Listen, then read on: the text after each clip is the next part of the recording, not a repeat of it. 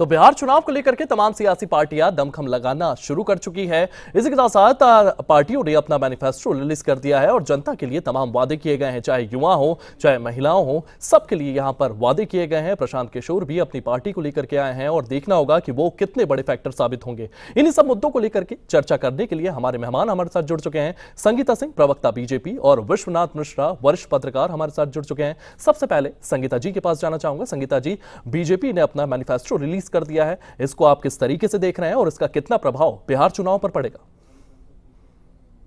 सभी को मेरा नमस्कार। बीजेपी ने हमने कल जो अपना घोषणा पत्र जारी किया, आप अगर एक एक पॉइंट के उस घोषणा पत्र के एक एक पॉइंट को देखिएगा, 25 जो पॉइंट्स है उसमें सभी जनता के विकास से जुड़ा हुआ ये घोषणा पत्र है। हालांकि ये घोषणा पत्र जो हमने घोषणा पत्र में जारी किया है वो पहले से हमने विकास करना शुरू कर दिया, बस ये घोषणा पत्र इसमें गति देने का काम करेगी। हमारा घोषणा पत्र पूर्ण रूप से जनता इसको समर्पित है और हर क्षेत्र में इस घोषणा पत्र में हर क्षेत्र में विकास करने की बात कही गई है, चाहे वो युवाओं का क्षेत्र हो, चाहे महिलाओं का हो, चाहे किसान का हो, चाहे विद्यार्थी का हो, चाहे वो सांस्कृतिक क्षेत्र हो, चाहे वो धार्मिक क्षेत्र हो, चाहे वो कुटीर उद्योग हो, चाहे वो प्राइवेट ये नौकरियों की बात हो, प्राइवेट बड़े बड़े कारखाने लगाने की बात हो। तो हर जो भी हमने संकल्प में जारी किया है वो सब जनता के विकास से जुड़ा हुआ ये घोषणा पत्र है। इसमें सारे वादे हम पूरे कर रहे थे और इसी को हम विकास देने का कार्य आज कल हमने घोषणा पत्र में दिया है, ताकि आने वाले 5 साल में हमारा बिहार विकसित बिहार बनकर सामने आए। जी संगीता जी, विश्वनाथ मिश्रा जी भी हमारे साथ मौजूद हैं। विश्वनाथ जी, जिस तरीके से महागठबंधन और एनडीए दोनों के घोषणा पत्र हमारे सामने आ चुके हैं, इसमें तमाम वादे किए गए हैं और एक ऐसा वादा जिसको लेकर के लगातार चर्चाएं हो रही हैं वो है सरकारी नौकरी। एनडीए के घोषणा पत्र में अगर बात करें तो वहां पर यह कहा गया है कि हर घर से एक किसी युवा को नौकरी दी जाएगी। वहीं अगर महागठबंधन की बात की जाए तो उनकी ओर से कहा जा रहा है कि हर घर से अगर वहां पर सरकारी नौकरी नहीं है तो युवाओं को नौकरी दी जाएगी और इसको लेकर के लगातार चर्चाएं चल रही है। ये कितना पॉसिबल है ग्राउंड पर सर? शीतल जी, देखिए, मुझे लगता है कि बिहार का चुनाव अपने एक डिसिसिव मोड़ पर पहुंच चुका है। मेरी आवाज आ रही ना? जी, आपकी आवाज आ रही है, आप अपनी बात रखें। एक निर्णायक मोड़ पर पहुंच गया है। अब दोनों पक्ष इस बात को सामने रख रहे हैं। दो तरीके होते हैं। देखिए, जो विपक्ष में है वो सरकार ऑर्डर, जो गवर्नमेंट ऑफ द डे है, उसके पूरा जो रूलिंग रजीम रहा है उसको उठाते हैं, उनकी कमियां गिनाते हैं और अपने एश्योरेंसेस देते हैं। और जो रूलिंग रजीम रहती है वो बताती है हमने ये किया और ये बचा है, ये और कर देंगे। अब आरजेडी का जो अलायंस है वो क्या कह रहा है? वो कह रहा है हर घर में एक सरकारी नौकरी देंगे। कैसे संभव है? 2.5 करोड़ 3 करोड़ परिवार जिस राज्य में हो उसमें, और वो पार्टी जिसके टॉप लीडर्स, सभी top leaders land for jobs camp के मुख्य अभियुक्त हों। यानी जमीन तुम्हें नौकरी तो देंगे, जमीन ले लेंगे, जमीन लिखवा लेंगे, ले नहीं लेंगे, लिखवा लेंगे अपने नाम। तो क्या ये, मतलब ये एक परिहास का विषय नजर आता है। ऐसा लगता है कि जैसे आम जनता उस गरीब जनता के साथ मजाक करने की कोशिश हो। या तो एक चीज कि उन्हें बिल्कुल पैरामीटर्स का अंदाजा नहीं है, या तो उनको लगता है कि ये जनता बिल्कुल मूर्ख है, उसको कुछ भी पता नहीं, कुछ भी बोलते जाओ, चले जाओ, उसके बाद फिर उसको लूट, मतलब उसके साथ चाहे जो कुछ कर लो वो कुछ कर नहीं सकती। मुझे लगता है देश आम जो common people should not be taken for granted. इस तरह नहीं लिया जाना चाहिए। 20 वर्ष हो गए हैं, अगर 20 वर्ष में चीजें बदली हैं, कम से कम आम जनता, देखिए, स्वास्थ्य, सड़क, बिजली, शिक्षा, इन चीजों में बदलाव आया। सबसे बड़ी बात की लॉ एंड ऑर्डर में बदलाव आया है। ये वो बिहार है जहां पर एक आईएएस की पत्नी का गैंग रेप होता है और लगातार होता है, आईएएस की हिम्मत नहीं होती है कि वो एफआईआर करा दे। ये वो राज्य है जहां मुख्यमंत्री के बेटी की शादी में सभी एजेंसीज की कारें लूट ली जाती हैं। तो कैसे आप अपना चाल चरित्र और चेहरा बदलेंगे? जी, वो बदलेंगे किससे? वो आपके एक्शन से बदला जा सकता है। जब आप उसको ठीक से करते हैं, आप अपने एक्शंस दिखाते हैं, आप अपनी जहां आपसे कमियां हुई हैं वहां आप माफी मांगते हैं, वहां अपनी गलती स्वीकार करते हैं, तब आम जनता को लगता है नहीं भाई देखिए ये तो ठीक कह रहे हैं। अन्यथा आप दो वर्ग विशेष के जनसंख्या को जोड़ करके, आपको लगता है ये दो वर्गों की संख्या है, इनको जोड़ करके हम सत्ता प्राप्त कर सकते हैं। जी, जब आप लगातार इस इन्हीं गणित से मुद्दों, चलते हैं, यही तमाम मुद्दे हैं जिनको लेकर के लगातार बातचीत चल रही है। मैं संगीता जी के पास आना चाहूंगा। संगीता जी, क्योंकि अगर महागठबंधन की बात करें तो एनडीए के तमाम नेताओं की ओर से बयान सामने आ रहे हैं कि महागठबंधन में एक भारी फूट दिखाई दे रही है, क्योंकि 6 सीटों पर कांग्रेस और आरजेडी दोनों आमने सामने लड़ रहे हैं, 4 सीटों पर कांग्रेस और सीपीआई सामने लड़ रहे हैं। लेकिन अगर महागठबंधन की बात रखी जाए, महागठबंधन को इतर रखा जाए, एनडीए की बात की जाए, तो वहां पर भी चिराग पासवान की 5 सीटों पर जेडीयू ने अपने उम्मीदवार उतार दिए हैं, वीआईपी ने भी 2 सीटों पर उम्मीदवार उतार दिए हैं। इनको आप कैसे देख रहे हैं? देखिए, इनका जो महागठबंधन है वो लास्ट मोमेंट तक इनमें सर फोड़ने का, एक दूसरे का कार्य चल रहा था। अगर पिताजी अगर टिकट दे रहे थे तो बेटा जी उससे छीन रहे थे। तो इस तरह का इनमें महादंगल आज तक चलता आया, अंत तक 2 दिन पहले तक चलता आया। और हमारे में जो ये कह रहे हैं कि हमारे में इस तरह की बातें हैं, तो ये अफवाहें हैं, इस तरह की बातें नहीं है। हमारा संगठन बहुत मजबूत है और हम सब पांचों पांडव मिलकर चुनाव लड़ रहे हैं। हमें बहुत पहले ही आम सहमति बन गई है और हम पांचों घटक दल मिलजुल कर चुनाव लड़ने वाले हैं और 14 नवंबर को जीत प्राप्त करने वाले हैं। इनका तो जो ये घोषणा पत्र भी आया वो भी जुमलों का एक पिटारा था, जो संभव नहीं है। उन बातों को इन्होंने अपने घोषणा पत्र में, जनता देख रही है। अब 2005 से पहले वाली जनता अब नहीं रही। अब जनता बुद्धिजीवी हो गई है। जनता को पता है, जनता को बेवकूफ बनाने का कार्य ये ना करे, क्योंकि इन्होंने अपने 15 साल के जंगल राज्य में अच्छे से जनता को मूर्ख और बेवकूफ और नाश करने का काम इन्होंने किया था। तो अब जनता इस तरह की नहीं रही। जनता विकास में विश्वास रखती है, हर क्षेत्र में विकास हो रहा है और आदरणीय मुख्यमंत्री जी और आदरणीय प्रधानमंत्री जी के कार्यों से हर क्षेत्र में हम विकास कर रहे हैं। और आप ये भी आज देख रहे हैं कि आने वाले समय में हमारा जीडीपी भी काफी बढ़ रहा है और 20% के करीब आ रहा है, जो 2% 3% रहता था। तो आर्थिक स्थिति में भी काफी सुधार आ रही है। तो अब बिहार बदल रहा है और इसी बिहार को, बदलते हुए बिहार को, विकास को गति देने के लिए कल हमारा घोषणा पत्र आया, जो पूर्ण रूप से जनता के विकास से जुड़ा हुआ है। और इनका तो जुमलों का पिटारा है, जिसका कोई अस्तित्व नहीं है, कोई आधार नहीं है। इन्होंने कहा कि हम हर घर से एक सरकारी नौकरी देंगे, जो पॉसिबल नहीं है। इन्होंने कहा कि हम सत्ता में आते ही हम कौन सा एक ये था जिसको फाड़ फूड़ के हम डस्टबिन में फेंक देंगे। तो इस तरह की बातें ये करते हैं, तो जो कि पॉसिबल भी नहीं। और 30,000 रुपए हम जीविका दीदी को देंगे, तो कौन सा सुधार? आज देखिए हर जगह, हर एक छोटे से छोटे गांव में भी आप चले जाइए और ये कहते हैं कि विकास। छोटे से छोटे गांव में भी आप चले जाइए, आपको सड़कें मिलेंगी, 24 घंटा बिजली मिलेगी, नल जल योजना है, शौचालय है, महिलाओं की स्थिति इतनी सुधरी हुई है। क्योंकि आपने महिलाओं का जिक्र किया है, इसी को लेकर के मैं विश्वनाथ मिश्रा जी के पास जाना चाहूंगा। विश्वनाथ मिश्रा जी, क्योंकि मध्य प्रदेश के चुनाव की बात करें, छत्तीसगढ़ के चुनाव की बात करें, हरियाणा के चुनाव की बात करें, दिल्ली के चुनाव की बात करें, इन तमाम जगहों पर महिला वोटर्स ने बीजेपी को बढ़ चढ़कर वोट दिया है। बिहार में महिलाएं किस पक्ष की ओर जाती हुई नजर आ रही हैं? देखिए, बिहार में नीतीश सरकार ने, एनडीए सरकार ने महिलाओं के लिए बड़ा काम किया। जो पहला काम किया था, उन्होंने शराबबंदी की थी। उससे वहां की महिलाओं के जीवन में आमूल-चूल परिवर्तन आया। शौचालय बनाया, उससे बहुत बदलाव आया। और लेटेस्ट जो है, last but not the least जो था, वो 10,000 रुपए उन्हें आजीविका शुरू करने के लिए एक योगदान दिया गया है, जो 3 लाख रुपए तक एक्सटेंड करने को कहा है। देखिए, एक कहावत है कि अगर एक महिला को आप सशक्त करते हैं तो पूरा एक परिवार सशक्त होता है। वैसे एक व्यक्ति को सशक्त करेंगे तो व्यक्ति सशक्त होगा।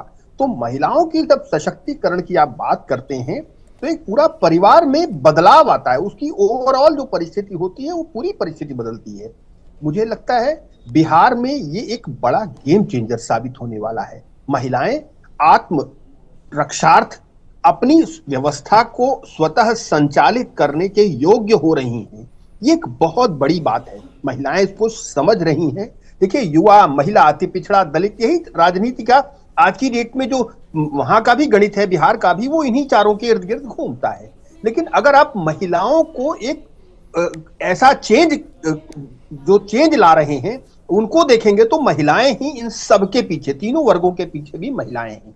महिलाएं अगर सरकार को या जिस वर्ग को समर्थन देंगी, जिस वर्ग को अपना आशीर्वाद देंगी, मुझे लगता है वो वर्ग सत्ता के करीब पहुंच जाएगा। और इसमें मुझे एनडीए के जो मुख्यमंत्री हैं, वर्तमान मुख्यमंत्री हैं, मुझे लगता है वो बहुत लीड लेते हुए नजर आ रहे हैं।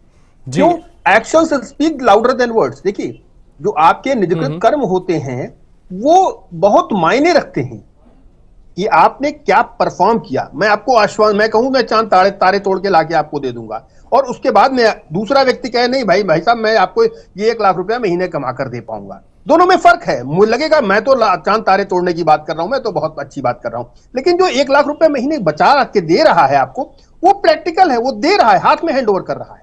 तो आश्वासन मंत्रालय से सरकारें नहीं चलती हैं। सरकार चलाने के लिए, आम जनता के जीवन में आमूलचूल बदलाव लाने के लिए आपको काम करना पड़ता है, जो बहुत धीरे धीरे नीचे उतरता है लेकिन जीवन में बदलाव लाता है। बिहार एक बीमारू राज्य था, उसमें बहुत बदलाव आया है। मुझे लगता है अगर आरजेडी महागठबंधन को एनडीए से सचमुच पूरी प्रॉपर लड़ाई लड़नी है तो उन्हें बहुत काम करने की जरूरत है। मुझे लगता है इसमें एनडीए की एज थी और अभी भी वो एज बरकरार है। जी, लगातार वो एज बरकरार है संगीता सिंह जी, लेकिन लगातार महागठबंधन के नेताओं की ओर से सवाल पूछे जा रहे हैं। लगातार बीजेपी की ओर से तमाम नेता ये कहते आते हैं कि लालू राबड़ी के समय जंगल राज था और अभी 30 अक्टूबर को दुलारचंद यादव की हत्या हुई है, और इस हत्या को लेकर के लगातार तेजस्वी यादव और एनडीए के माफ कीजिएगा महागठबंधन के तमाम नेताओं के बयान सामने आ रहे हैं कि बिहार में जंगल राज चल रहा है। इस पर आपकी प्रतिक्रिया?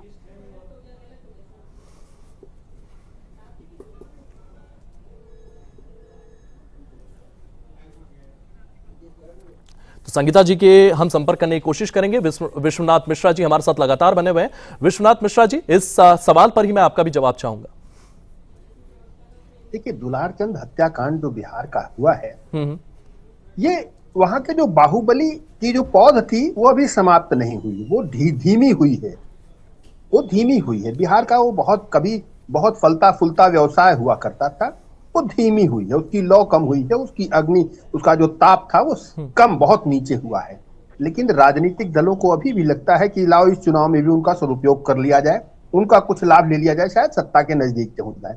देखिए, दुलारचंद यादव का जो पूरा केस था वो एक, मुझे लगता है कि कहीं ना कहीं वो राजनीति की अग्नि को थोड़ा सा प्रज्वलित करने का प्रयास था। जिस पक्ष को, जिसने भी इस कार्य को किया, उसे लगता था ऐसा करने से शायद हमें या क्षेत्रीय स्तर पर या स्थानीय स्तर पर लाभ मिल जाएगा। देखिए, दुलारचंद के ऊपर भी ढेर सारे केसेस थे और जिन पर उनकी हत्या के आरोप लगे, उन पर आक्रमण के आरोप लगे हैं, उन सब पे भी ढेर सारे मुकदमे हैं। तो इस तरीके के दोनों पक्ष चूंकि आरोपित हैं विभिन्न मुकदमों में या ढेर सारे आरोपों से दबे हुए हैं, तो मुझे लगता है ये बिहार की राजनीति का जो अपराध संबंधी जो चेहरा था उसका एक ढलता हुआ स्वरूप है। अपराध आप समाप्त नहीं कर सकते हैं, लेकिन आप कितनी तेजी से उस पर एक्शन लेते हैं, उसमें जो दोषी लोग हैं या आरोपी हैं उनके खिलाफ कितनी तेजी से कानून सम्मत कार्रवाई करते हैं, ये बहुत महत्वपूर्ण है और उसको लॉजिकल एंड तक ले जाते हैं। जब आप लॉजिकल एंड तक ले जाते हैं तो आम जनता के मन में विश्वास होता है, कानून के प्रति उस व्यवस्था के प्रति सम्मान बढ़ता है कि नहीं, अगर कोई गलत करेगा तो हमारे प्रदेश में कानून का राज है, उसको सजा दी जाएगी। ये सरकार कम से कम इस मामले में न्यायप्रिय है। तो ये बहुत महत्वपूर्ण पार्ट है। देखिए, अनंत सिंह के ऊपर जब आरोप लगा, तुरंत तत्काल अनंत सिंह और 4 अन्य के ऊपर मुकदमा दर्ज हुआ। हालांकि वो जेडीयू के समर्थन में से चुनाव लड़ रहे हैं जी, लेकिन अब चूंकि उनके ऊपर आरोप लगे तो तत्काल मुकदमा दर्ज हुआ। मुझे लगता है जांच होगी और जांच से जो भी, अगर वो चाहे अनंत हो या जितने भी बाहुबली हों, इस पूरे घटनाक्रम के इर्द गिर्द जो लोग हैं, उनका जब इस मुकदमे का जब समापन होगा तो मुझे लगता है कि बिहार के बाहुबलियों के साम्राज्य का और पतन होना, या यूं कहें उनके अस्त होने की शुरुआत है ये। जी, उनके अस्त होने की शुरुआत होने वाली है और लगातार इसको लेकर के प्रयास भी किए जा रहे हैं। अब बात करते हैं विश्वनाथ जी, पलायन को लेकर के लगातार युवाओं की मांग रहती है कि वहां पर अपॉर्चुनिटीज नहीं है, वहां पर अच्छे कॉलेजेस नहीं है, जिसके चलते युवा जो है वहां से पलायन करते हुए नजर आते हैं। क्या ये नया बिहार जो है इसमें वो बदलाव देखने को मिले हैं जहां पर युवाओं को विश्व स्तर की यूनिवर्सिटीज वहां पर मिल रही है, एजुकेशन वहां पर मिल रही है, वो जॉब अपॉर्चुनिटीज भी वहां पर आ रही है? देखिए, ये समस्या किसी भी राज्य का जब आप समुचित विकास तब कर पाते हैं जब वहां पर प्रॉपर लॉ एंड ऑर्डर हो, वहां की इकोनॉमी थ्राइव कर रही हो, लोगों के जनजीवन में एक आमूलचूल बदलाव आया हो। जब सरकार इस पर भरपूर काम कर लेती है तो शिक्षा का विकास या विकसित स्वरूप भी देखने को मिलता है। बिहार शिक्षा के क्षेत्र में अग्रणी स्थान हुआ करता था, वो पूरे विश्व को एक दिशा देता था, लेकिन कालांतर में उसके साथ जो अन्याय अत्याचार हुआ, आज फिर उसको पुनर्स्थापित करने का प्रयास हो रहा है। नालंदा यूनिवर्सिटी हो, बाकी और जो उसके एजुकेशन हब्स हैं, उनको क्रिएट करने का प्रयास किया जा रहा है सरकार की ओर से। लोगों के अंदर भी अब इसको देख करके एक विश्वास जग रहा है। मुझे लगता है ये थोड़ा सा सरकार को इस पे और प्रयास करने की जरूरत है और थोड़ा समय की जरूरत है। दोनों चीजें जब होगी, मुझे लगता है बिहार अपना पुराना शिक्षा के क्षेत्र में जो गौरवशाली इतिहास था उसको पुनः प्राप्त करने में समर्थ जरूर होगा। जी विश्वनाथ जी, इसी के साथ साथ एक फैक्टर और यहां पर चुनाव में जुड़ चुका है, वो है जनसुराज। प्रशांत किशोर कितना इफेक्टिव इस चुनाव में नजर आने वाले हैं और जिस तरीके से वो तमाम पॉलिसियां लेके आए हैं, उनकी ओर से जो तमाम घोषणाएं की गई है, वो कितना बिहारियों के मन को छूती हुई नजर आएंगी? देखिए, प्रशांत किशोर बहुत मेहनती आदमी है, राजनीति की विधा को, चुनाव की विधा को, व्यवस्था को बहुत अच्छे से समझते हैं, इसमें कोई दो राय नहीं। लेकिन उनके साथ एक चीज जरूर है कि जो एग्जिस्टिंग पॉलिटिकल व्यवस्था है उसको बदलाव करना मुश्किल होता है। आउटराइटली एक दिन आप बदल नहीं सकते, इस बात में कोई संदेह नहीं है कि उनकी पार्टी को, जनसुराज को वोट्स का एक स्ट्रक्चर जरूर प्राप्त होगा, एक वोट शेयर जरूर प्राप्त होगा, लेकिन वो कोई बहुत बड़ा बदलाव कर पाएंगे इस बार, मुझे उसमें थोड़ा संदेह है। उसमें संदेह उनकी तरफ से भी है कि जनसुराज जैसी पार्टी के संस्थापक जब उनके चुनाव लड़ने की बारी आती तो कहते हैं हम जहां से जनता कहेगी वहां से लड़ेंगे। उसके बाद जब जनता से चर्चा करते हैं तो वो इस बात को कहते हैं कि नहीं, हमारे चुनाव लड़ने का वक्त नहीं है। क्यों? नेता जब चुनाव नहीं लड़ता है तो जितने और लोग चुनाव लड़ रहे होते हैं अगल बगल के क्षेत्र के, उनका मनोबल टूटता है। लेकिन जब नेता एक सीट से चुनाव लड़ता है तो अगल बगल की 10-20 सीटों पर उसका सकारात्मक प्रभाव पड़ता है। जितने भी उनके कैंडिडेट्स होते हैं उनका मनोबल बढ़ जाता है जी। तो ये एक बहुत बड़ी चीज है। मुझे लगता है यहां पर वो कोई एक बड़ा एक अपना नाम क्रिएट कर पाएंगे, इसमें संदेह है। हाँ, यह जरूर है कि एक पार्टी के रूप में बिहार में जरूर स्थापित होंगे, लेकिन सत्ता के कहीं दूर दूर तक नजदीक नहीं पहुंच सकते हैं। कोई बहुत बड़ी संख्या में अपने विधायक जिता लेंगे, इसमें भी संशय है। मुझे लगता है कि एक पार्टी के रूप में जरूर वो अपने आप को स्थापित कर लेंगे। जी विश्वनाथ जी, जी संगीता जी, आप दोनों हमारे साथ जुड़े, आपने अपनी बात रखी, इसके लिए बहुत बहुत धन्यवाद। तो बिहार का